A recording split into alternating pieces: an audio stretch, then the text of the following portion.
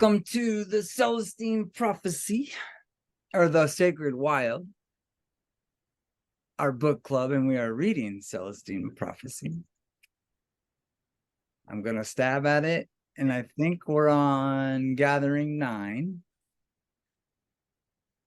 And actually, we are starting a new chapter tonight, so it is just going to be me and you, unless somebody else decides to show up. Jen has a board meeting, so we'll just go back and forth, and we're starting on Clearing the Past, page 123. Okay. Ahead, the road narrowed and bent sharply around the sheer rock face of the mountain. The truck bounced over several large rocks and slowly proceeded through the curve. Below, the Andes rose in massive gray ridges above banks of snow-white clouds. I looked at Sanchez. He was leaning over the steering wheel tense. For most of the day, we had been scaling steep inclines and edging through passages made more narrow by fallen rock. I had wanted to broach the subject of control dramas again, but the time seemed inappropriate. Sanchez appeared to need every ounce of energy for driving, and besides, I wasn't clear on what I wanted to ask. I had read the rest of the fifth insight, and it had echoed exactly the point Sanchez had related to me. The idea of getting rid of my style of controlling seemed desirable, especially if it would make my evolution accelerate, but I still couldn't grasp how a control drama operated. What are you thinking about, Sanchez asked. I finished reading the fifth insight, I said, and I was thinking about these dramas. Considering what you said about me, I assume you think my drama has something to do with being aloof. He didn't reply. He was staring up the road. 100 feet ahead, a large four-wheel drive vehicle blocked the way. A man and a woman stood on a rock precipice 50 feet from the vehicle. They returned our gaze. Sanchez stopped the truck and looked them over for an instant, then smiled. I know the woman, he said. That's Julia. It's all right. Let's talk with them. Both the man and woman were of dark complexion and appeared Peruvian. The woman was older, appearing to be about 50, while the man looked approximately 30. As we got out of the truck, the woman walked towards us. Father Sanchez, she said as she approached. How are you, Julia? Sanchez replied. The two embraced. Then Sanchez introduced me to Julia. Julia, in turn, introduced her companion, Rolando. Say nothing else, Julia. Say nothing else. Saying nothing else, Julia and Sanchez turned their backs on us and walked toward the overhang where Julia and Rolando had previously been standing. Rolando looked at me intensely, and I instinctively turned and walked in the direction of the other two people. Rolando followed, still looking at me as though he wanted something. Although his hair and features were young, his complexion was ruddy and red. For some reason, I felt anxious. Several times as we walked to the edge of the mountain, he looked as though he was going to speak, but each time I turned my eyes away and increased my pace. He remained silent. When we reached the precipice, I sat on a ledge to prevent him from sitting next to me. Julia and Sanchez were above me, about 25 feet, sitting together on a large boulder. Rolando sat as close to me as possible. Although his constant stare both bothered me, I was slightly curious about him at the same time. He caught me looking at him and asked, "Are you here for the manuscript?" I took a long time to answer. I've heard of it. He looked perplexed. Have you seen it? Some, I said. Do you have something to do with it? I'm interested, he said, but I have not seen any copies yet. A period of silence followed. Are you from the United States? He asked. The question disturbed me, so I decided not to answer. Instead, I asked, does the manuscript have anything to do with the ruins at Machu Picchu? I don't think so, he replied, except that it was written about the same time they were built.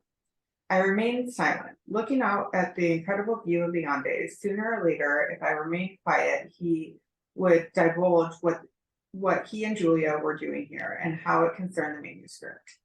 We sat for 20 minutes with no conversation. Finally, Rolando stood and walked up to where the others were talking. I was perplexed as to what to do. I had avoided sitting with Sanchez and Julia because I had the distinct impression they wanted to talk alone. For perhaps another 30 minutes, I remained there, gazing out at the rocky peaks and straining to overhear their conversation above me. None of them paid me the slightest bit of attention. Finally, I decided to join them. But before I could move, The three of them stood and began walking toward Julia's vehicle. I cut across the rocks toward them. They have to go, Sanchez remarked as I approached. I'm sorry, we did not have time to talk, Julia said. I hope we see you again. She was looking at me with the same warmth Sanchez often displayed. As I nodded, she cocked her head slightly and added, in fact, I have a feeling we will see you soon. As we strolled down the rocky path, I felt the need to say something in response, but I couldn't think. When we reached her vehicle, Julian only nodded slightly and said a quick goodbye. Both she and Rolando got in, and Julia drove away toward the north. The way Sanchez and I had come, I felt puzzled by the entire experience. Once we were in our vehicle, Sanchez said, Did Rolando fill you in on Will? No, I said. Had they seen him? Sanchez looked confused. Yes, they saw him at a village 40 miles east of here. Did Will say anything about me? Julia said Will mentioned being separated from you. She said Will talked mainly with Rolando. Didn't you tell Rolando who you were? No, I didn't know I could trust him. Sanchez looked at me in total bewilderment. I told you it was fine to talk with them. I have known Julia for years. She owns a business in Lima, but since the discovery of the manuscript, she has been looking for the ninth insight. Julia would not be traveling with anyone untrustworthy. There was no danger. Now you missed what could have been important information. Sanchez looked at me with a serious expression. This is a perfect example of how a control drama interferes, he said. You were so aloof, you didn't allow an important coincidence to take place. I must have appeared defensive. It's all right, he said. Everyone plays a drama of one kind or another. At least now you understand how yours works. I don't understand, I said. What exactly am I doing? Your way of controlling people and situations, he explained, in order to get energy coming your way, is to create this drama in your mind during which you withdraw and look mysterious and secretive. You tell yourself that you're being cautious, but what you're really doing is hoping someone will be pulled into this drama and will try to figure out what's going on with you. When someone does, you remain vague, forcing them to struggle and dig and try to discern your true feelings. As they do so, they give you their full attention, and that sends their energy to you. The longer you can keep them interested and mystified, the more energy you receive. Unfortunately, when you play aloof, your life tends to evolve very slowly because you're repeating the same scene over and over again. If you had opened up to Rolando, your life movie would have taken off in a new and meaningful direction. I felt myself becoming depressed. All this was just another example that Will had pointed out when he saw me resisting giving information to Renew. It was true. I did tend to hide what I really thought. I looked out the window as we followed the road higher into peaks. Sanchez concentrated again on avoiding the fatal drop-offs. When the road straightened, he looked over at me and said, the first step in the process of getting clear for each of us is to bring our particular control drama into full consciousness. Nothing can proceed until we really look at ourselves and discover what we are doing to manipulate for energy. This is what has just happened to you. What is the next step? I asked. Each of us must go back into our path, back into our early family life and see how this habit has formed. Seeing its inception keeps our way of controlling in consciousness. Remember, most of our family members were operating in a drama themselves, trying to pull energy out of us as children. This is why we had to form a control drama in the first place. We had to have a strategy to win energy back. It is always in relation to our family members that we develop our particular dramas. However, once we recognize the energy dynamics in our families, we can go past these control strategies and see what's really happening. What do you mean really happening? Each person must reinterpret his family experience from an evolutionary point of view, from a spiritual point of view, and discover who he really is. Once we do that, our control drama falls away and our real lives take off. So how do I begin? By first understanding how your drama was formed. Tell me about your father. He is a good man who is fun-loving and capable, but I hesitated, not wanting to sound ungrateful toward my father. But what? Sanchez asked. Well, I said, he was always critical. I could never do anything right. How did he criticize you? Sanchez asked. A picture of my father, young and strong, appeared in my mind. He asked questions, then found something wrong with the answers. And what happened to your energy? I guess I felt drained, so I tried to keep from telling him anything. You mean you got vague and distant, trying to say, did you say something, babe? No.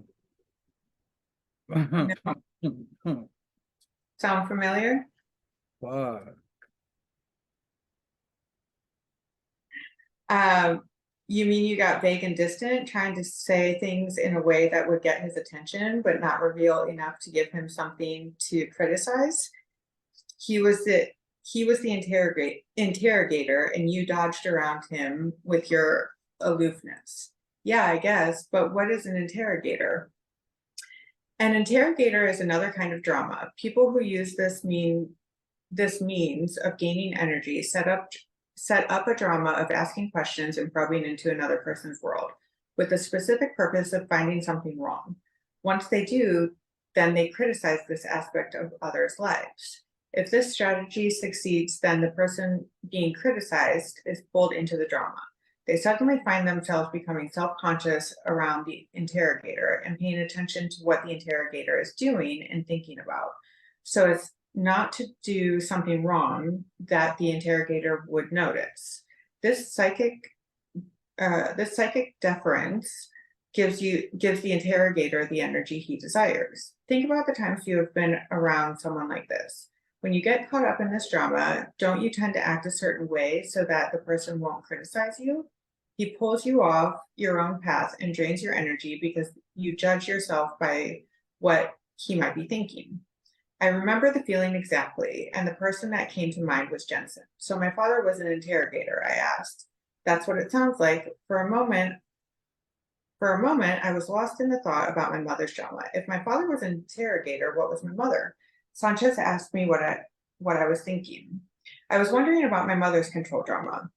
I said, how many different kinds are there? Let me explain the classification spoken of in the manuscript, Sanchez said. Everyone manipulates for energy either aggressively, directly forcing people to pay attention to them, or passively, playing on people's sympathy or curiosity to gain attention. For instance, if someone threatens you either verbally or physically, then you are forced or for fear of something bad happening to you, to pay attention to him and so to give him energy. The person threatening you would be pulling you into the most aggressive kind of drama, and what the sixth insight calls the intimidator. If, on the other hand, someone tells you all the horrible things that are already happening to them, implying perhaps that you are responsible and that if you refuse to help, these horrible things are going to continue, then this person is seeking to control at the most passive level with what the manuscript calls a poor me drama. Think about this one for a moment. Haven't you ever been around somebody who makes you feel guilty when you're in their presence, even though you know there is no reason to feel this way? Yes. Well, it's because you have entered the drama world of poor me. Everything they say and do puts you in a place where you have to defend against the idea that you're not doing enough for this person. That's why you feel guilty just being around them. I nodded. Anyone's drama can be examined, he continued, according to where it falls on the spectrum from aggressive to passive. If a person is subtle in their aggression, finding fault and slowly undermining your world in order to get your energy, then, as we saw in your father, this person would be an interrogator. Less passive than the poor me would be the aloofness drama. So the order of dramas goes this way: intimidator, interrogator, aloof, and poor me. Does that make sense? I guess you think everyone falls somewhere among these styles. That's correct. Some people use more than one in different circumstances, but most of us have one dominant control drama that we tend to repeat, depending on which one works well on the members of our early family. It suddenly dawned on me, my mother did exactly the same thing to me as my father. I looked at Sanchez. My mother, I know what she was. She was also an interrogator. So you had a double dose, Sanchez said. No wonder you're so aloof. But at least they weren't intimidating you. At least you never feared for your safety. What would happen in that case? You would have become stuck in a poor me drama. Do you see how this works? If you are a child and something is draining your energy by threatening with your bodily harm, then being aloof doesn't work. You can't get them to give you energy by playing coy. They don't give a damn what's going on inside you. They're coming on too strong. So you're forced to become more passive and to try the poor me approach, appealing to the mercy of the person, guilt tripping them about the harm they are doing.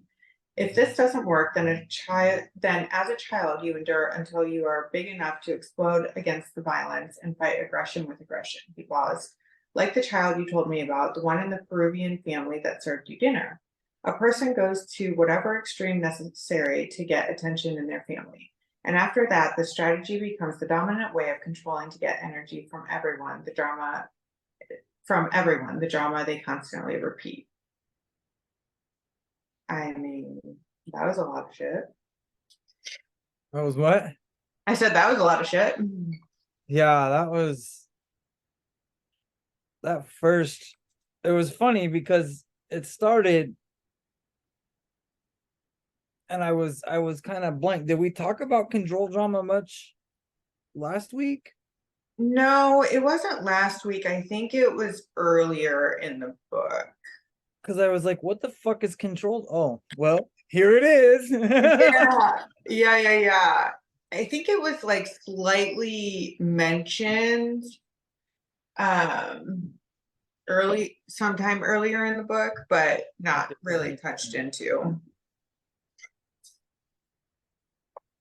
Yeah, I want to share, but I don't know what to share. Like that Yeah, same. that was like a whole therapy session could come out of it. Right? Yeah. I mean, it makes sense, like the idea of Yes. like a child needing its parents or wanting its parents' energy and attention. Well, it And really it really kind of hit me the very first the way it started with the aloof her being the aloof because I feel like that's a very predominant trait for me is to and I never seen it I never looked at it this way and I guess I need to dig into that a little bit deeper to see if that's why I'm doing it but it I've always been very passive and I always wait. Tracy actually in my human design I'm a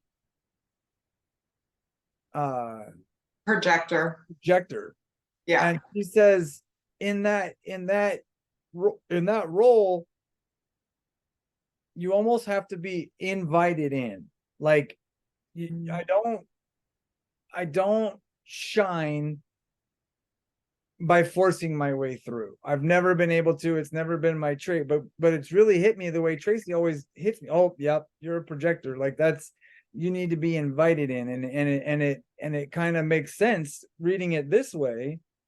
I'm an aloof projector. Like not only do I got to be invited in, but I'm waiting for the criticism. Mm-hmm. Because my dad was definitely an interrogator. Like it's funny because as he's gotten older, that's kind of shifted, but not. Like I, there's a space in there where he's not always so negative anymore, but it's still very present. And it's always felt like it comes across either aggressive when we were younger, and it was just you can't do that. Yeah, that's wrong. This is not how you do it. This is how you do it. You always that interrogator perception. So you just shut down and just don't talk about anything. And it obviously has been something that I've perfected over the years. You know what I mean? The ability to stay very surface with the emotions and the feelings. And it's exactly spelled out there in our family, in my family dynamics, who was who. Well, I don't think mom and dad were both the interrogator. I didn't, maybe my mom was more aloof too. I don't know.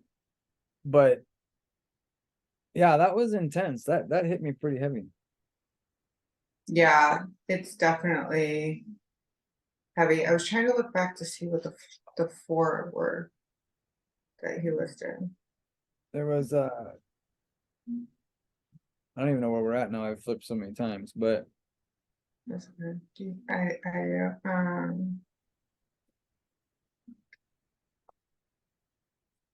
You did read it though.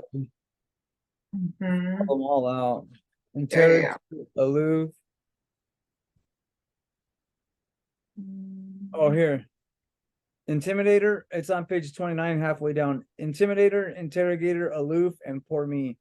And I think Intimidator, interrogator, aloof, and for me.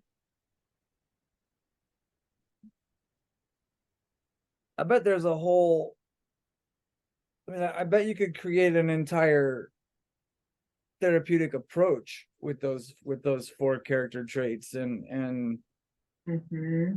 and then what becomes of each person as they grow and as they, you know what I mean? It's like this year has been the year of me kind of finding my voice, right? I'm being able to speak out and stand on my beliefs rather than just being what they want me, whoever they is, what they want me to be, you know. And actually it's been probably a couple years now, which we could look at it in chakras, the throat chakras finally being activated. Like I think there's a shift in these, probably natural by age as well. You know, Mm-hmm. the older we get, the more we get aware of these traits and we start making changes to, but then I guess there's the extreme of that too, is we make changes and or we overcompensate and Mm-hmm. become super controlling and so yeah, it's super interesting. This Well, and I feel like they probably also tie into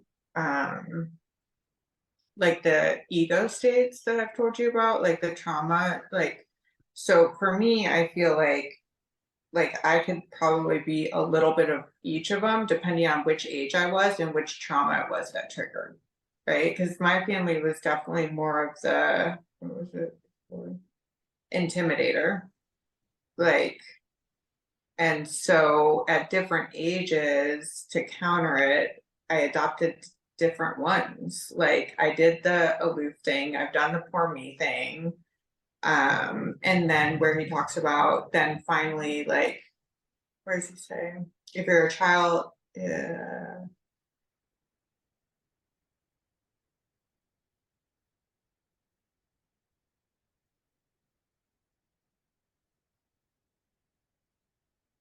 so it says basically it talks about if you are a child and someone is draining your energy by threatening you, you can't get them to give you your energy, or they don't give a damn what's going on inside you. And then the next little paragraph where it says, if this doesn't work, then as a child, you endure until you're big enough to explode against the violence and fight aggression with aggression. Which, the other extreme. right. So it's like when I was younger, it was, aloof for poor me. And then when I got older, it was aggression with aggression. And then through like, spirituality and growth, it's kind of become, so Balance now. Yeah, what? It's a balance now. Yeah, yeah, definitely more of a balance. However, in certain situations, different parts come out, right? Right. So it I'm kind learning of, when to use which tool. Like they're all just tools. well, no, I mean, I see them more as trauma responses. Fair. Okay. So it's more of like in this situation, I regress back to like how I responded, right? Because it's triggering this. And so then this is the response that comes out rather than my 38-year-old self who knows that this isn't about me and I, have The rational spiritual, whatever, blah, blah, blah, bullshit, right? So not bullshit, but whole things that are the true essence of who I am now, versus the trauma that created that response in the first place. It also reminds me of like the actor scenario in the Big Book, like the Dr. Jekyll and Mr. Hyde. Like that's that that same behavior. And then it goes on to say that most of us have all these traits, Right. Right. For sure. For sure. All right, where were you? Um, about halfway down 130 where he says, I understand the intimidator. All right. I understand the intimidator, I said, but how does the interrogator develop? What would you do if you were a child and your family members were either not there or ignored you because they were preoccupied with their careers or something? I don't know. Playing aloof would not get their attention. They wouldn't notice. Wouldn't you have to resort to probing and prying and finally finding something wrong with in these aloof people in order to force attention and energy? This is what an interrogator does. I began to get the insight. Aloof people create interrogators. That's right. And interrogators make people aloof. And intimidators create poor me approach. Or if this fails, another intimidator. Exactly. That's how control dramas perpetuate themselves. But remember, there is a tendency to see these dramas in others, but to think that we ourselves are free from such devices. Each of us must transcend this illusion before we can go on. Almost all of us tend to be stuck, at least some of the time, in a drama, and we have to step back and look at ourselves long enough to discover what this is, what it is. I was silent for a moment. Finally, I looked at Sanchez again and asked, once we see our drama, what happens next? Sanchez slowed the truck in order to look me in the eyes. We are truly free to become more than the unconscious act we play. As I said before, we can find a higher meaning for our lives, a spiritual reason we were born to our particular families. We can begin to get clear about who we really are, which is what we just discussed, right? Like that's kind of as we grow and as we dig spiritually, that's exactly what he just spelled out. I love we just had this conversation and then 3 more paragraphs. We didn't have to have that conversation. We had the conversation for them. Right. We're almost there, Sanchez said. The road was cresting between 2 peaks. As we passed the huge formation on our right, I saw a small house ahead. It backed up to another majestic pinnacle of rock. His truck isn't here, Sanchez said. We parked and walked to the house. Sanchez opened the door and walked inside while I waited. I took in several breaths. The air was cool and very thin. Overhead, the sky was dark gray and thick with clouds. It looked as though it might rain. Sanchez walked back to the door. No one is inside. He must be at the ruins. How do we get there? He suddenly looked exhausted. They're up ahead about a half mile, he said, handing me the keys to the truck. Follow the road and pass the next ridge, and you'll see them down below. Take the truck. I want to stay here and meditate. Okay, I will, I said, walking around to get into the vehicle. I drove forward into a little valley and then up the next ridge, anticipating the view. The sight did not disappoint me. As I crested the ridge, I saw full splendor of the ruins at Machu Picchu, a temple complex of massive, carefully shaped rocks weighing tons sitting atop each other on the mountain. Even in dull, cloudy light, the beauty of the place was overwhelming. I stopped the truck and soaked up the energy for 10 or 15 minutes. Several groups of people were walking through the ruins. I saw a man wearing a priest's collar leave the remains of the building and walked up toward a vehicle parked nearby. Because of the distance, and because the man wore a leather jacket rather than a priest's robe, I couldn't be sure it was Father Carl. I started the truck and drove closer. As soon as he heard the sound, he looked up and smiled, apparently recognizing the vehicle as it belonged to Sanchez. When he saw me inside, he looked interested and walked over. His build was short and squat, with dull brown hair and pudgy features, with deep blue eyes. He looked to be about 30. I'm with Father Sanchez, I said, stepping from the vehicle and introducing myself. He's up at your house. He offered his hand. I'm Father Carl. I glanced past him to the ruins. The cut stone was even more impressive when in close proximity. Is this the first time you've been here? He asked. Yes, it is, I replied. I've heard about this place for years, but I've never anticipated this. It is one of the highest energy centers in the world, he said. I looked closely at him. Clearly, he spoke about the energy in the same sense it was used in the manuscript. I nodded affirmatively, then said, I'm at the point where I'm consciously trying to build energy and deal with my control drama. I felt somewhat pretentious in saying that, but comfortable enough to be honest. You don't seem to be too aloof, he said. I was startled. How did you know that was my drama? I asked. I've developed an instinct for it. That's why I'm here. You help people see their way of controlling. You help people see their way of controlling? Yes, and their true self. His eyes were shone with sincerity. He was totally direct, with no hint of embarrassment at revealing himself to a stranger. I remained silent. So he said, Do you understand the first 5 insights? I've read most of them, I said, and I have talked with several people. As soon as I made this statement, I realized I was being too vague. I think I understand the first 5, I added. It's number 6 that I'm not clear about. He nodded, then said, Most people I talk with haven't even heard of the manuscript. They come up here and are entranced by the energy. That alone makes them rethink their lives. How do you meet these people? He looked at me with a knowing expression. They seem to find me. You said you helped them find their true self. How?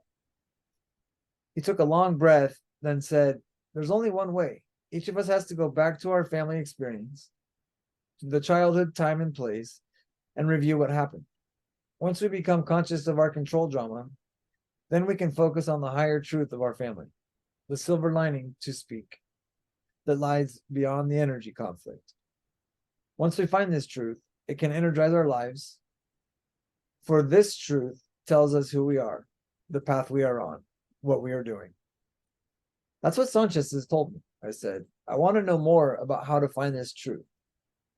He zipped up his coat against the late afternoon chill. I hope we can talk more about it later, he said. Right now, I would like to greet Father Sanchez. I looked out at the ruins, he added,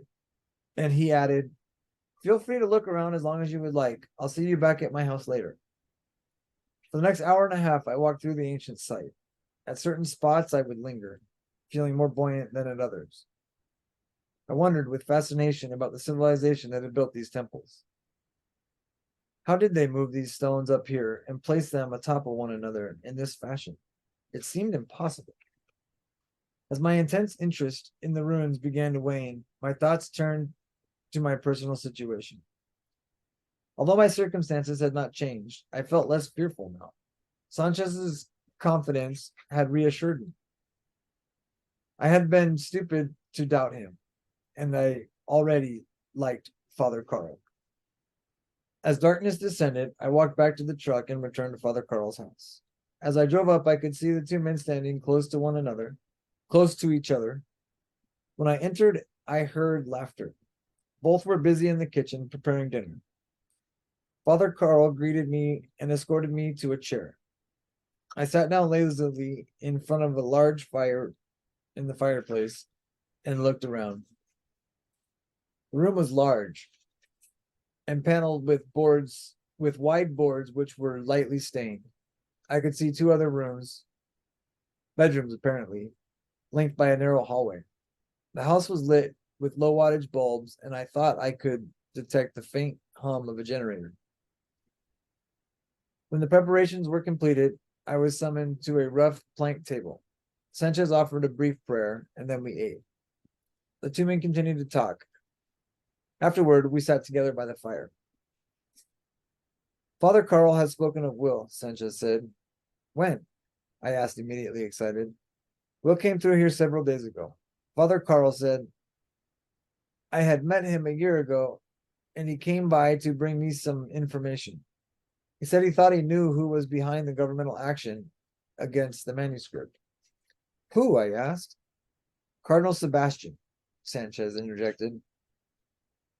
What is he doing? I asked. Apparently, Sanchez said, he is using his influence with the government to increase the military pressure against the manuscript. He has always preferred to work quietly through the government rather than force a division within the church. Now he is intensifying his efforts. Unfortunately, it may be working. What do you mean? I asked. Except for a few priests of the Northern Council and a few others like Julia and Will, no one else seems to have copies any longer. What about the scientists at Vicente? I asked. Both men were silent for a moment. Then Father Carl said, Will told me the government has closed it down. All the scientists were arrested and their research data was confiscated. Will the scientific community stand for that? I asked. What choice do they have? Sanchez said. Besides, that research wasn't accepted by most scientists anyway. The government is apparently selling the idea that these people were breaking the law. I can't believe the government could get away with doing that. Apparently, they have, Father Carl said. I made some calls to check and I received the same story. Though they're keeping it very quiet, the government is intensifying its crackdown. What do you think will happen? I asked them both. Father Carl shrugged his shoulders and Father Sanchez said, I don't know. It may develop on what Will finds. Why? I asked. He appears to be close to finding the missing part of the manuscript, the ninth insight. Perhaps when he does, there will be enough interest to create worldwide investigation here. Where did he say he was going? I asked Father Carl. He didn't know exactly, but he said his institutions were leading him further north. His intuitions were leading him further north, near Guatemala. His intuitions were leading him? Yes. You'll understand after you get clear about who you are and what, and go on to the seventh insight. I looked at both of them at how incredibly serene they appeared. How can you remain so calm? I asked. What if they come crashing in here and arrest all of us? They gazed at me patiently. Then Father Sanchez spoke. Don't confuse calmness with carelessness. Our peaceful countenance is a measure of how well we are connected with the energy. We stay connected because it is the best thing for us to do, regardless of the circumstances. You understand that, don't you? Yes, I said, of course. I guess I'm having trouble staying connected myself. Both men smiled. Staying connected, Father Carl said, will be easier once you get clear on who you are. Father Sanchez stood up and walked away, announcing that he would be doing the dishes. I looked at Father Carl. Okay, I said, how do I start getting clear about myself? Father Sanchez tells me, he replied, you already understand the control dramas of your parents. That's right. They were both interrogators, and that made me aloof. Okay, now you must look past the energy competition that existed in your family and search for the real reason you were there. I looked at him blankly. The process of finding your true spiritual identity involves looking at your whole life as one long story, trying to find a higher meaning. Begin by asking yourself this question. Why was I born to this particular family? What might have been the purpose for that? I don't know, I said. Your father was an interrogator. What else was he? You mean, what did he stand for? Yes. I thought for a moment, then said, my father genuinely believes in enjoying life, in living with integrity, but making the most out of what life has to offer. You know, living life to the fullest. Has he been able to do this? To some extent, but somehow he always seems to have a run of bad luck just when he thinks he's about to enjoy life the most. Father Carl squinted his eyes in contemplation. He believes life is for fun and enjoyment, but he hasn't quite pulled it off. Yes. Have you thought about why? Not really. I always figured he was unlucky. Maybe he hasn't found the way to do it yet. Maybe not. What about your mother? She's no longer living. Can you see what her life represented? Yes. Her life was her church. She stood for Christian principles. In what way? She believed in community service and following God's laws. Did she follow God's laws? To the letter, at least as far as her church taught. Was she able to convince your father to do the same thing? I laughed. Not really. My mother wanted him to go to church every week and to be involved in community programs. But as I told you, he was more of a free spirit than that. So where did that leave you? I looked at him. I never thought about it. Didn't they both want your alliance? Wasn't that why they were interrogating you? To make sure you weren't siding with the values of the other? Didn't they both want you to think their way was the best? Yes, you're right. How did you respond? I just tried to avoid taking a stand, I guess. Fuck. They both monitored you to see if you were measuring up to their particular views, and unable to please both, you became aloof. That's about it, I said. So what happened to your mother? He asked. She developed Parkinson's disease and died after being sick for a long time. Did she remain true to her faith? Absolutely, I said, through all of it, through it all. So what meaning did she leave you with? What? You're looking for the meaning her life has for you, the reason you were born to her, what you were there to learn. Every human being, whether they are conscious of it or not, illustrates with their lives how he or she thinks a human being is supposed to live. You must try to discover what she taught you, and at the same time, what about her life could have been done better. What would you have changed about your mother is part of what you yourself are working on. Why only part? Because how would you improve on your father's life is the other part. I was still confused. He placed his hand on my shoulder. We were not merely the physical creation of our parents, we were also the spiritual creation. You were born to these two people, and their lives had an irrevocable effect on who you are. To discover your real self, you must admit that the real you began in a position between their truths. That's why you were born there, to take a higher perspective on what they stood for. Your path is about discovering a truth that is a higher synthesis of what these two people believed. I nodded. So how would you express what your parents taught you? I'm not sure, I replied. What do you think?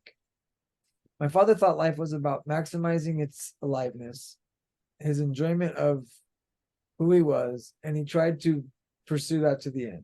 My mother believed more in sacrifice and spending her time in service to others, denying herself. She felt this is what the scriptures command. And you, how do you feel about this? I don't know really. Which viewpoint would you choose for yourself? That of your mother or that of your father? Neither. I mean, life is not that simple. He laughed. You're being vague. I guess I don't know. But if you had to choose one or the other, I hesitated, trying to think honestly. Then the answer came to me. They're both correct, I said, and incorrect. His eyes beamed. How? I'm not sure exactly, but I think a correct life must include both views. The question for you, Father Carl said, is how? How does one live a life that is both? From your mother, you received knowledge that life is about spirituality. From your father, you learned that life is about self self-enhancement, fun, and adventure. So my life, I interrupted, is about somehow combining the two approaches. Yes, for you, spirituality is the question. Your whole life will be about finding one that is self-enhancing. This is the problem your parents were unable to reconcile. The one that they left you for you. This is your evolutionary question, your quest this lifetime. The idea propelled me into a deep thought. Father Carl said something else, but couldn't concentrate on what he was saying. The waning fire was having a calming effect on me. I realized I was tired. Father Carl sat up straight and said, I think you're out of energy for tonight, but let me leave you with one thought. You can go to deep sleep and never think again of what we have discussed. You can go right back into your old drama, or you can wake up tomorrow and hold this new idea of who you are. If you do, then you can take the next step in the process, which is to look closely at all the other things that have happened to you since birth. If you view your life as one story from birth to right now, you'll be able to see how you have been working on these questions all along. You'll be able to see how you came to be here in Peru and what you should do next. I nodded and looked at him closely. His eyes were warm and caring and held the same expression I had seen so often on Will's face and Sanchez's.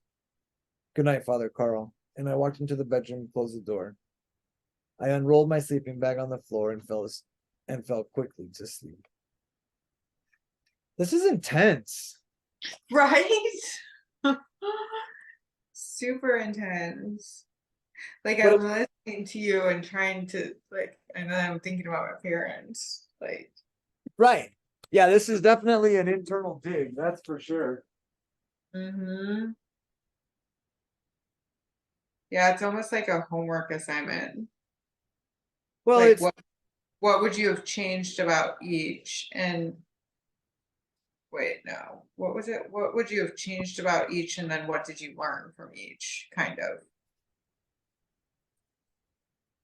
yeah, it definitely is. Like I said, this whole chapter has been a giant therapy session. I don't quite understand like how those two things are necessarily what your purpose is, unless it's like understanding and then alchemizing. Because for me, like, I don't, I think my mom was more of an interrogator and my dad was an intimidator. I think it's hard for me to see, like, to think, like,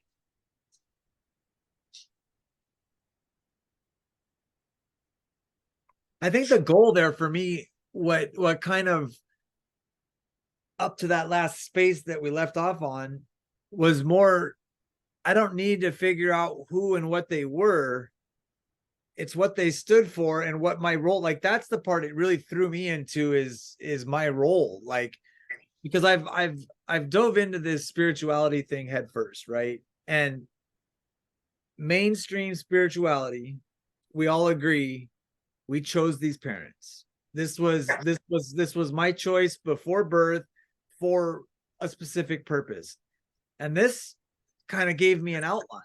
Oh, so my purpose is to understand my parents, to understand why I chose this role, mhm. and then go forward from here, right? Like that's Yeah. the magic of that chapter, is that it's Yes. almost this outline that gives me the opportunity to, like you said, now I've got to figure out who and what. Like I know my dad, what he stood for. My mom confuses me.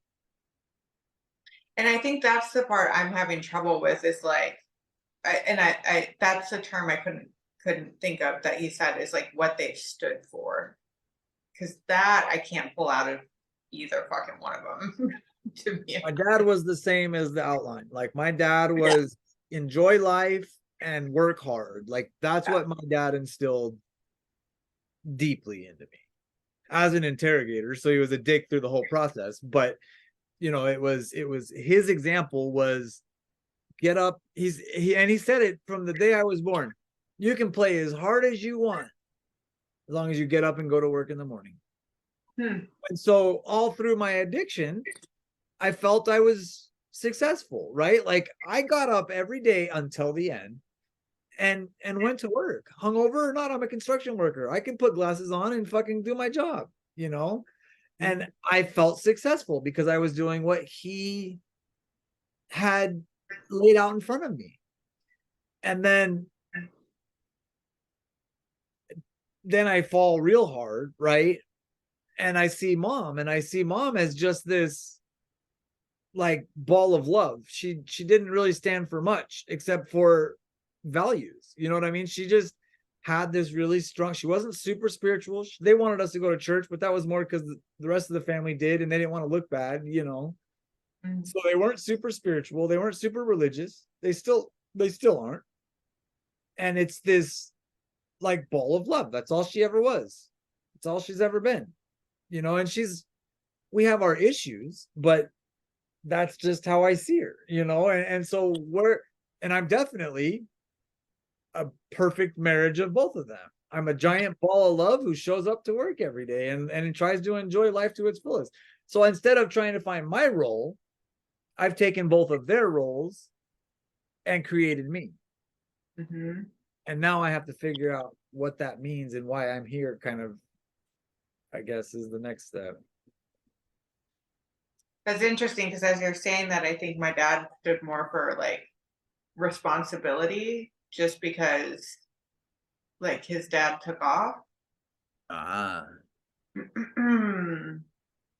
So like no matter what happened, he like, made sure that he kept the house. He made bad meatloaf, but at least he made dinner.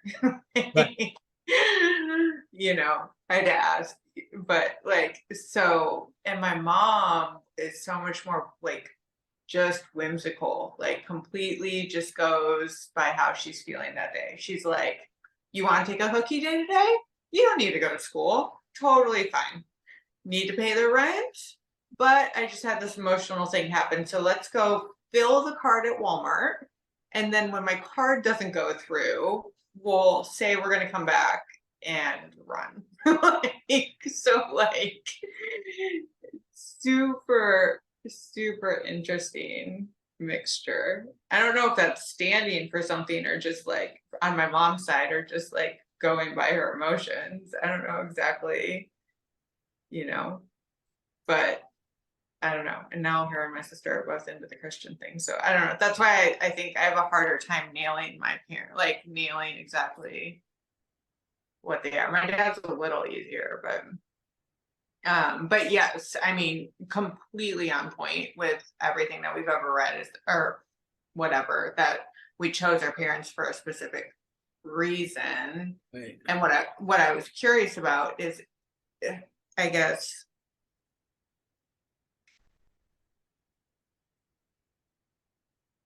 did we choose them to learn what we're supposed to overcome and then bring into the world? Does that make sense? Yeah. That's what I meant about alchemizing all the time. What? Like we discuss all the time. It's more that, I mean, in that statement, it's more then that becomes our best asset, right? Like overcoming those obstacles, we can help others overcome that same obstacle. So it's kind of that altruistic, that's why like Buddhism sat so well for me, because it was that bodhisattva vow. Like I've obviously vowed to be here to help others get through, that's kind of the role that has settled in my soul. So that must be part of why I've chose to do it. Or maybe that's why we've all chose to do this, and uncovering the mess to do it is the process. Yeah, I think so. I mean, anyone, hopefully, most people walking this way is like, that's the goal. And we also help others by helping ourselves by alchemizing the mess. Yeah. Right. That was an intense chapter. Hang on one second. I gotta flip my ribs. Oh, I'm jealous.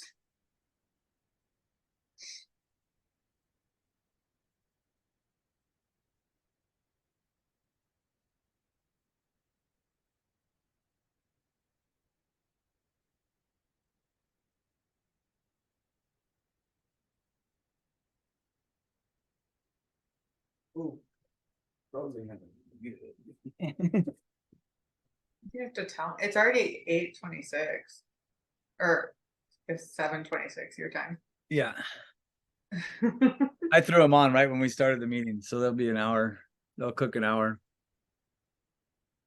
And I'll hop over for dinner. I'm good with that. I'll pick you up at the airport. What? I'll pick you up at the airport. I don't need an airport. We're past that. I can take a picture of myself there. Wiggle your nose. I'm sure I'll get a picture at some point. Might not taste as good. I'll lick my phone. I did the baked cauliflower Yeah. on Monday, and it was good, but I wasn't super. I mean, it wasn't. What's that? Regular cauliflower or the green Yeah, one you a whole cauliflower. I baked it, Nice. Oh yeah, you were telling me about that. and it was good. I made it very Indian. I used curry spice and made it very, very Indianish. It was good. I didn't, but it was nothing to write home about. And then last night, I took it and I took my immersion blender and turned it into the rice, and then made it like this mash. Fucking delightful. I know. I told you when you add the rice to the cauliflower mash, it makes it so much better. I didn't add rice. I just turned it into rice. Oh. So I've done both, where I do just the mash, but sometimes it can get watery. So if you mix rice into it, and it's freaking amazing. Interesting. Yeah. Little tip. Right on. Well, thank you for joining us for this evening's read, and we will reconvene next Wednesday.